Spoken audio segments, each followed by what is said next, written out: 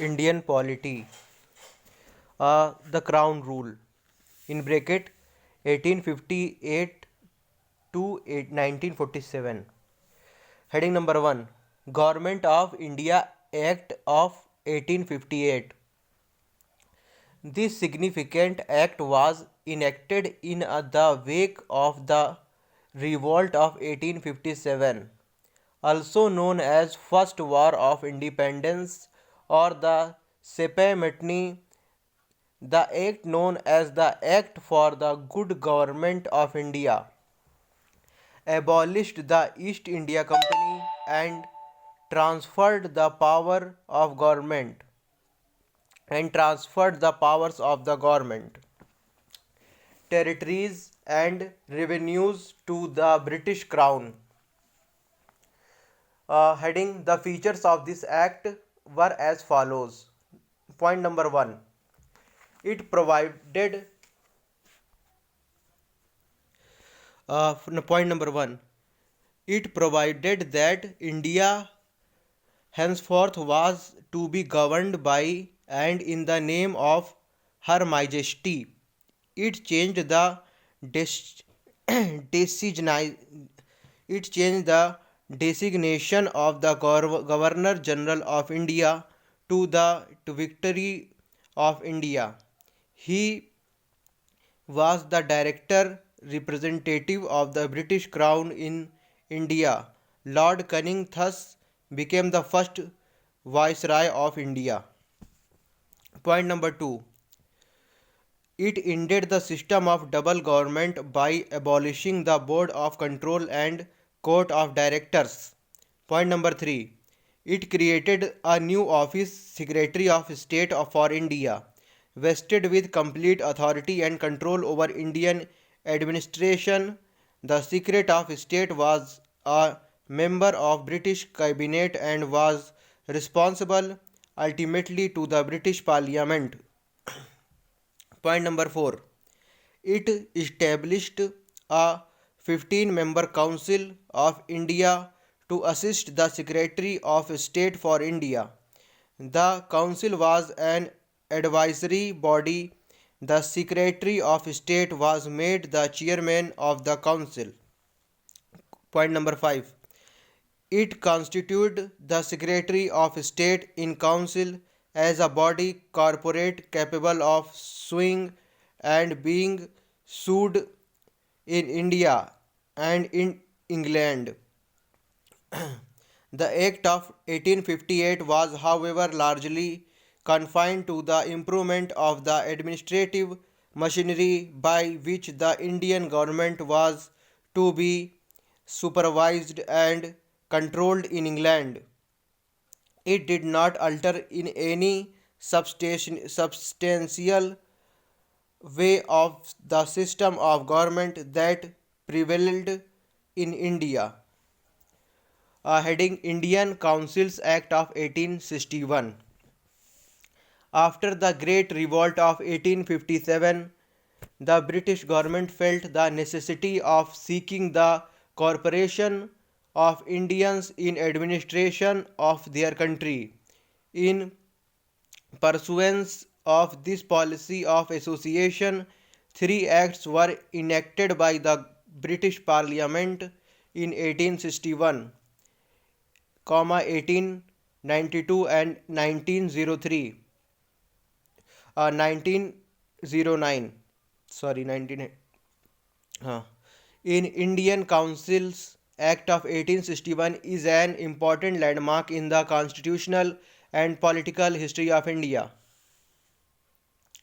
The features of this act were as follows. Point 1, it made a beginning of representative institutions by associating Indians with the law-making process.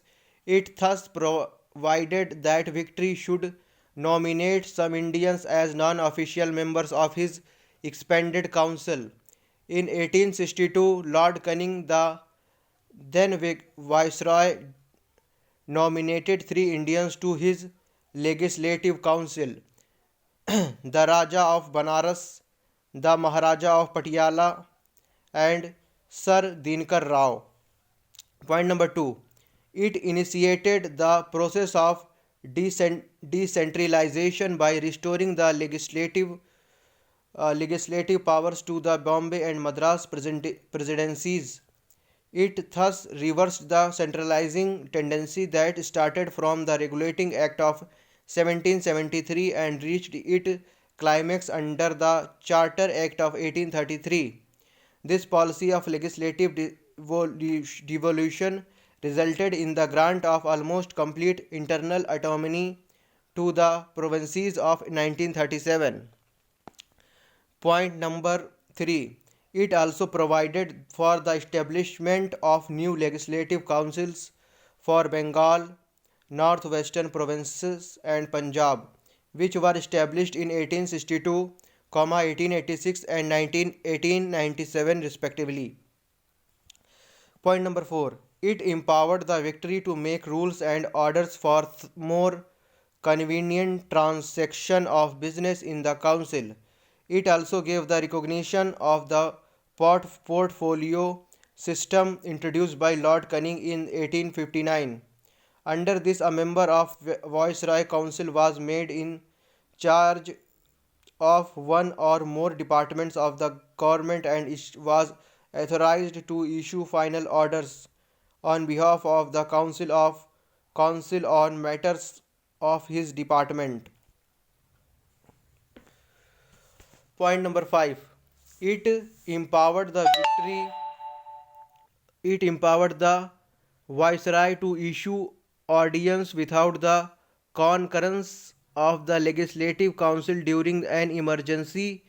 The life of such an ordinance was 6 months. Next heading, Indian Council Act of 1892. The feature of this act were as follows. Point number 1. It increased the number of additional non-official members in the central and provincial legislative councils but maintained the official majority in them. Point number 2. It increased the functions of legislative council and gave them the power of discussing the budget and addressing questions to the executive. Point number 3. It provided for the nomination of some non-official members of the Central Legislative Council by the Viceroy on the recommendation of Provincial Legislative Council and the Bengal Chamber of Commerce, and B. that of the Provincial Legislative Councils by the Governor on the recommendation of the District Board, municipalities, universities, trade association, jamindars and chambers. The Act made a limited and indirect provision for the use of election in filling up some of the non-official seats both in the central and provincial legislative councils. The word election was, however, not used in the Act. The process was described as nomination made on the recommendation of certain bodies. Next heading, Indian Councils Act of 1909. This act was also known as Morley-Minto Reforms. In bracket, Lord Morley was the then Secretary of State for India and Lord Minto was the then Viceroy of India. Bracket close. The features of this act were as follows. Point number 1. It considerably increased the size of the legislative councils, both central and provincial. The number of members in the Central Legislative Council was raised from 16 to 60. The number of members in provincial legislative councils was not uniform. Point number 2. It retained official majority in the Central Legislative Council but allowed the provincial legislative councils to have non-official majority. Point number 3. It enlarged the deliberative functions of the legislative councils at both the levels. For example, members were allowed to ask supplementary questions, move resolutions on the budget, and so on.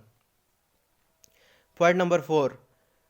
It provided in bracket for the first time bracket close for the association of Indians with the executive councils of the Viceroy and Governor. Satyendra Prasad Sinha became the first Indian to join the Viceroy Executive Council. He was appointed as the law member. Point number 5. It introduced a system of communal representation for Muslims by accepting the concept of separate electorate. Under this, the Muslim members were to be elected only by Muslim voters. Thus, the Act legalized communalism, and Lord Minto came to be known as the father of communal electorate. Point number 6. It also provided for the separate representation of presidency corporation, chambers of commerce, universities and jamindars. Next heading, Government of India Act of 1990. Act of 1919. On August 20, 1917, the British government declared for the first time that its objective was gradual introduction of responsible government in India. The Government of India Act was 1919 was thus enacted, which came into force in 1921. Thus Act is also known as Montagu-Chelmsford Reform. In bracket, Montagu was the Secretary of the State for India and Lord Chelmsford was the Viceroy of India, bracket close and dot. The features of this act were as follows. Point number 1. It relaxed the central control over the provinces by demarcating and separating the central and provincial subjects. The central and provincial legislature were authorized to make law on their respective list of subjects. However, the structure of government continued to be centralized and unitary. Point number 2. It further divided the provincial subjects into two parts, transferred and reserved. The transferred subjects were to be administered by the governor, with the aid of minister responsible to the legislative council. The reserved subjects, on the other hand, were to be administered by the governor and his executive council without being responsible to the legislative council. This dual scheme of governance was known as diarchy, a term derived from the Greek word arche, which means double rule. However, this experiment was largely unsuccessful. Point number 3. It introduced for the first time bicameralism and direct election in the country.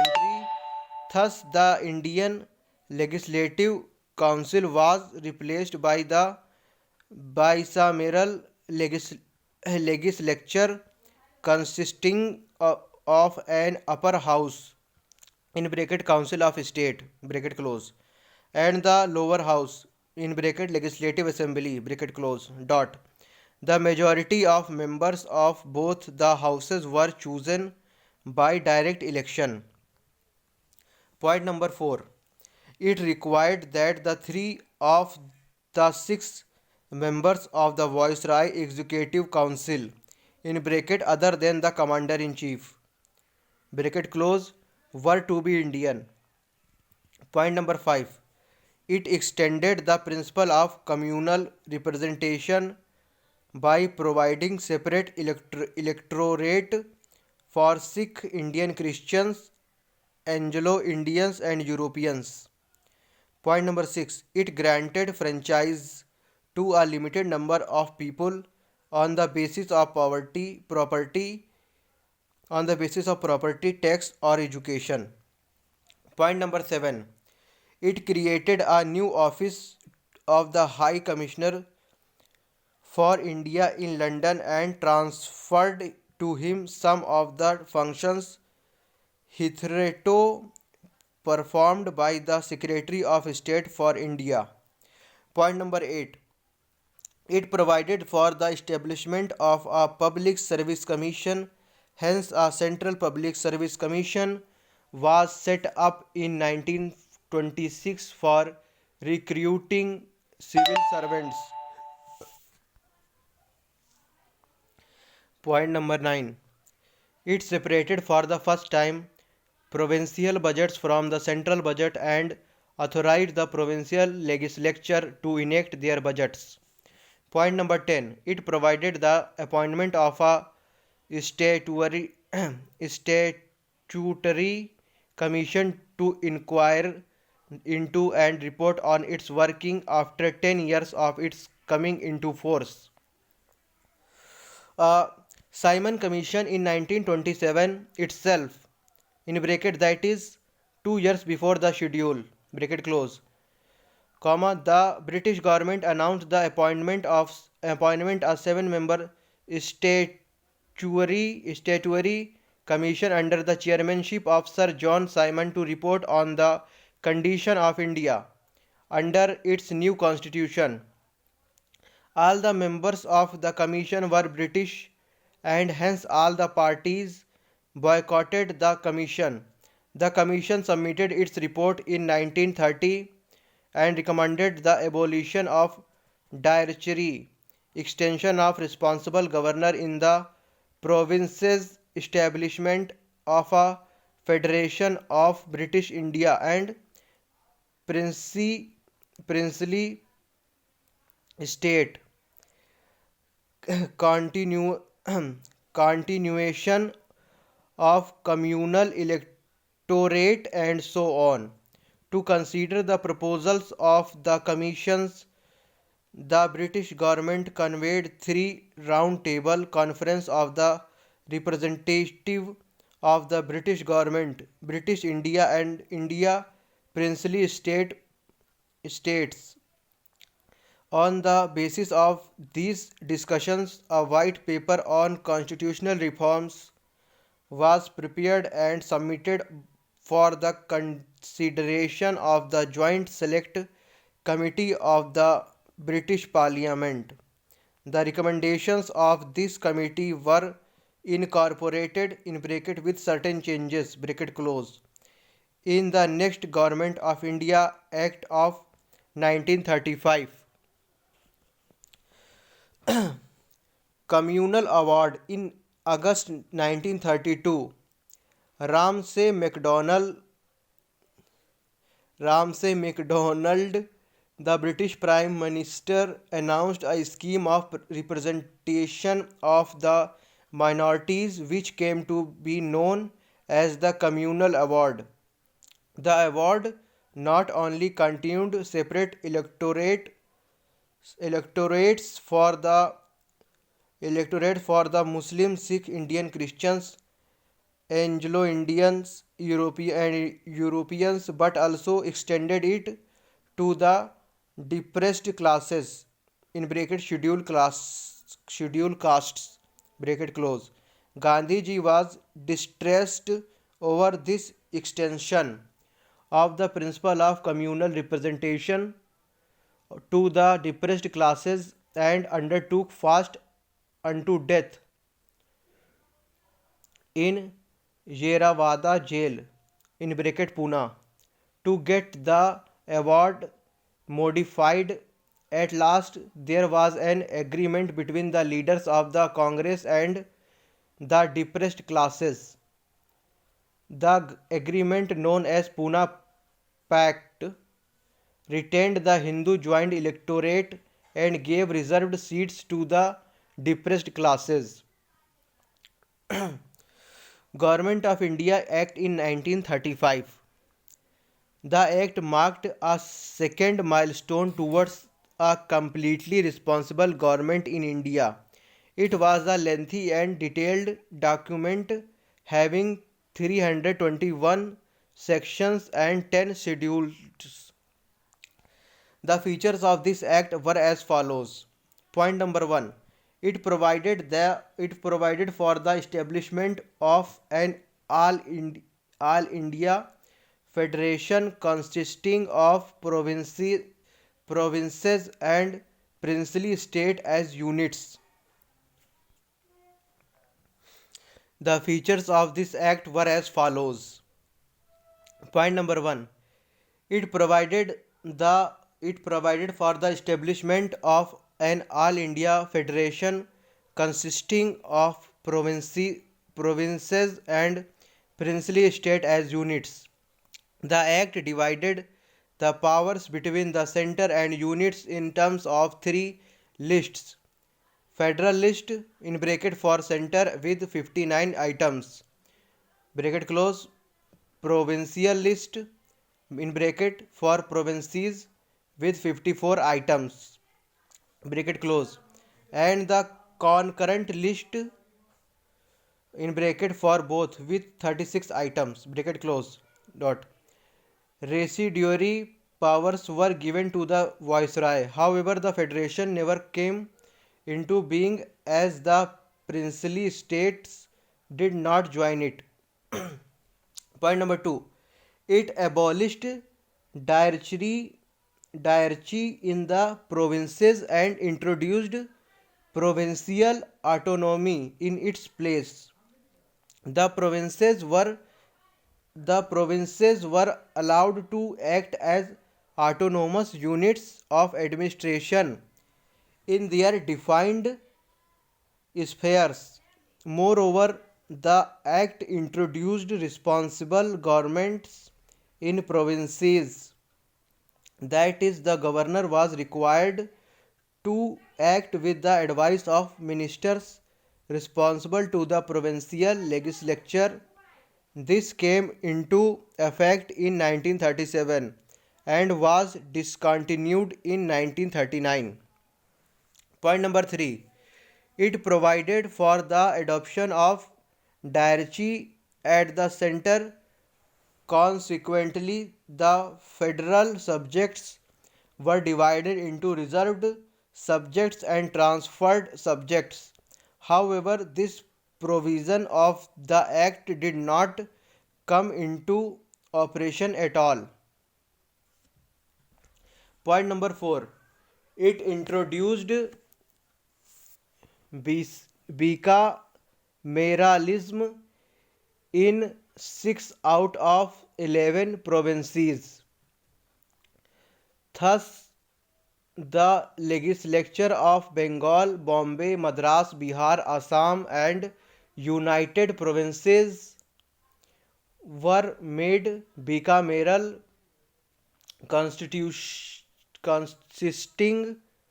of the Legislative Council in bracket upper house and a Legislative Assembly in bracket lower house. However, many restrictions were placed on them. Point number 5.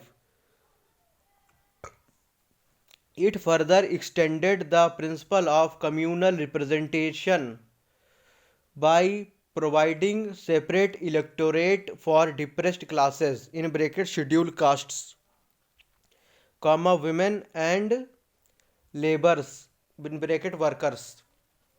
Point number 6.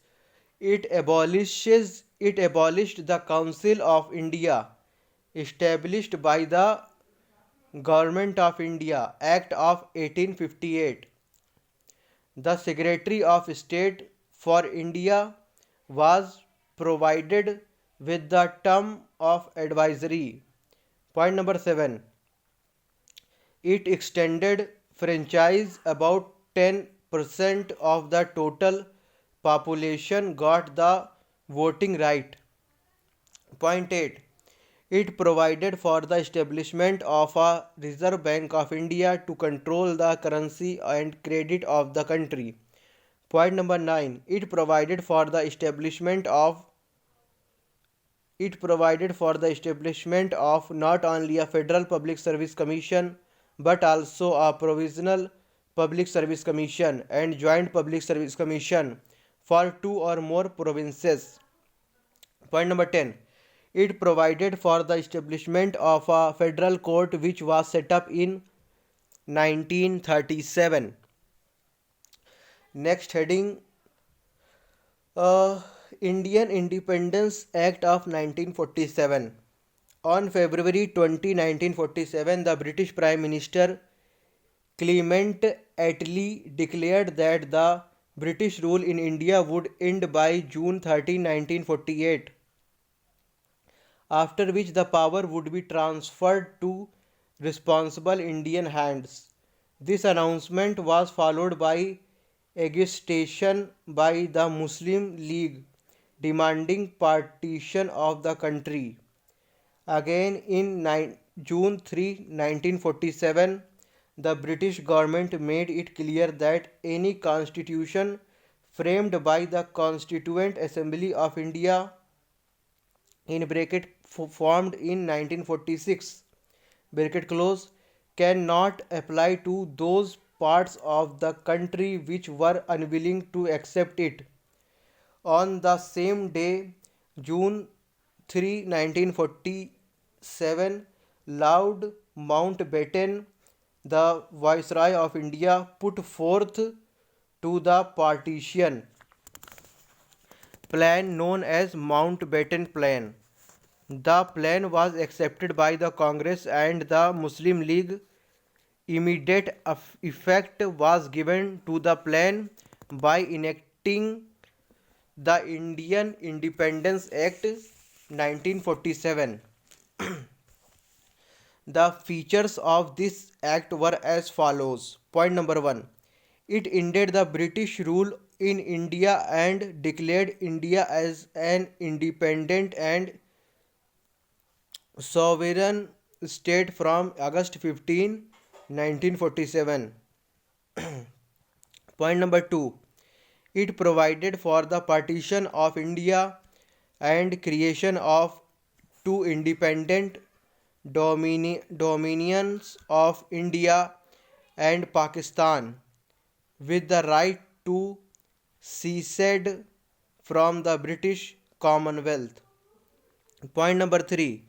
It abolished the office of Viceroy and provided for each dominion and Governor General who was to be appointed by the British King on the advice of the Dominion Cabinet. His Majesty government in Britain was to have no responsibility with respect to the government of India or Pakistan. Point number 4.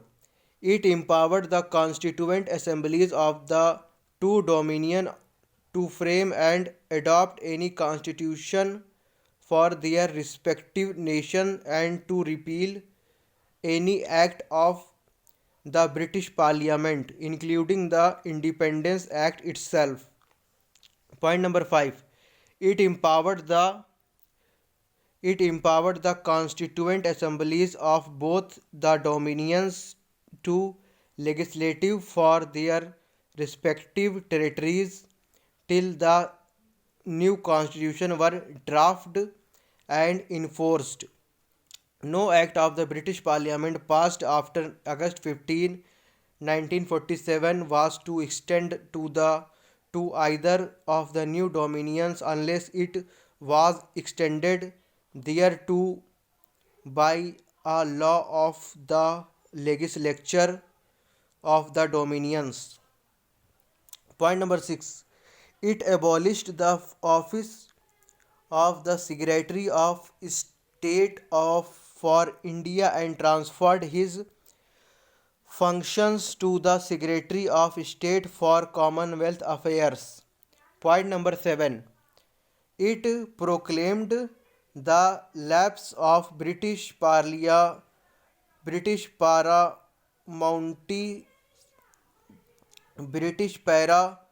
Mounty Mountsey over the Indian princely states and treaty relations with tribal areas from August 15, 1947.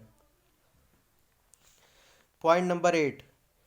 It granted freedom to the Indian princely states either to join the Dominion of India or Dominion of Pakistan, or to remain independent.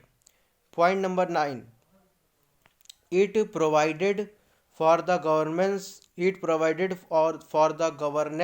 of each of the dominions and the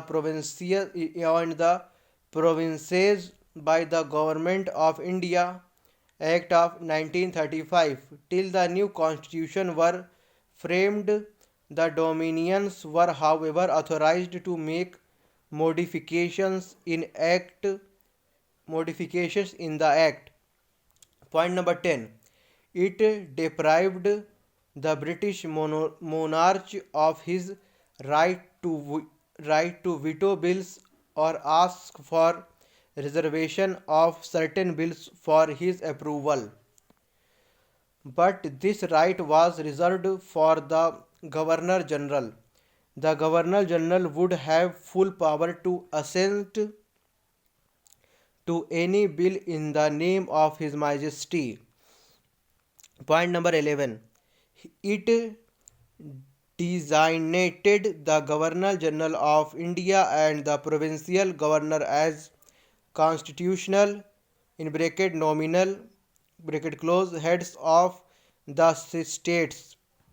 They were made to act on the advice of the respective council of ministers in all matters.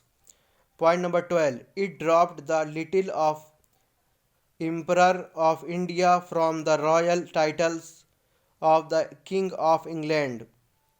Point number 13. It discontinued the appointment to civil services and reservation of posts by the Secretary of State for India. The members of civil services appointed before August 15, 1947 would continue to enjoy all benefits that they were entitled to till that time. They were entitled to till that time. At the strokes of midnight, at the stroke of midnight of 14 and 15 August 1947, the British rule came to an end and power was transferred to the new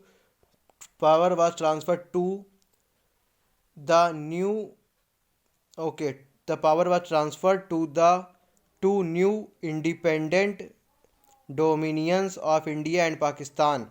Lord Mountbatten became the first Governor General of the new Dominion of India. He swore in Jawaharlal Nehru as the first Prime Minister of independent India.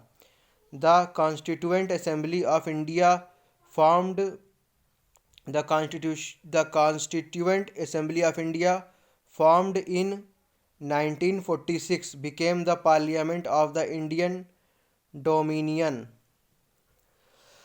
Here some tables are here, so we gonna discuss this table. So table number 1.1, interim government 1946. Point 1, serial number 1, Jawaharlal Nehru. Portfolio held. Jawaharlal Nehru was Vice President of Council, External Affairs and Commonwealth Relations, and Sardar Vallabhbhai Patel, Home, Information and Broadcasting, Rajendra Prasad, Food and Agriculture, Dr. John Mathai, Industries and Supplies, Jagjeevan Ram, Labour, Sardar Baldev Singh, Defence, C.H. Bhabha work mines and power, Liaquat Ali Khan finance, Abdur Rab Nishtar posts and air, Asaf Ali railways and transport, C Rajagopalachari education and art, I I चुनीदिरी I I Chundrigar commerce, और गजना ये क्या है यार, Ghazanfar Ali Khan health, Jogendra Nath Mandal law. Table 1.2 first cabinet of free India 1947। First Jawaharlal Nehru prime minister, external affairs, Commonwealth relation, scientific research Sardar Vallabhbhai Patel. Home information and broadcasting state doctor Rajendra Prasad. Food and agriculture Maulana Abdul Kalam Azad. Education doctor John Matthai. Railways and transport R K Shanmukham Chetty. Finance doctor B R Ambedkar. Law Jagjivan Ram labour. Sardar Baldev Singh defence. Rajkumari Amrit Kaur health. And 11 C H Bhabha commerce. Rafi Ahmed Kidwai communication. Doctor Shyama Prasad Mukherjee industries and supplies. V N Gadgil works mines and power. Here are some notes and references. Point number 1. This notes is apart from the chapter, so here it is described, so I am going to discuss it. Point number 1. The Mughal Emperor Shah Alam granted Diwani to the company after its victory in the Battle of Buxar 1764. Point number 2. It was introduced in the British Parliament by the then Prime Minister William Pitt. Point number 3. At that time, the civil services of the company were classified into convened civil services in bracket higher civil services and unconvened civil services in bracket lower civil services.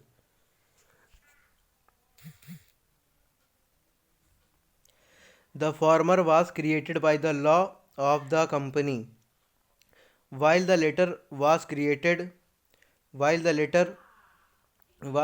otherwise.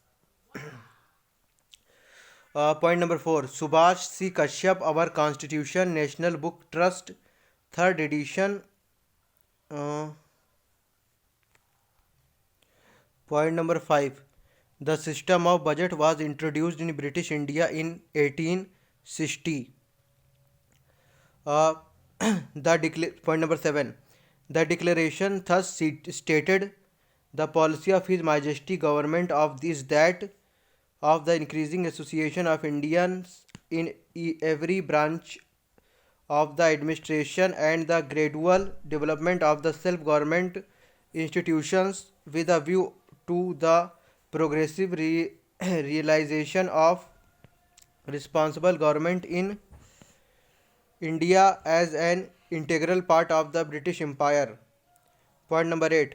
This was done on the recommendation of the Lee Commission on Superior Civil Services in India in bracket 1927 to 1924. 1923 to 1924. Point number 9. The Indian Independence Bill was introduced in the British Parliament on July 4, 1947 and received the royal assent on July 18, 1947. The act came into force on August 15, 1947. Point number 10. The boundaries between the two dominions were determined by the Boundary Commission headed by Radcliffe. Pakistan included the provinces of West Punjab, Sindh, Baluchistan, East Bengal, Northwestern Frontier Province and the district of Sylhet in Assam.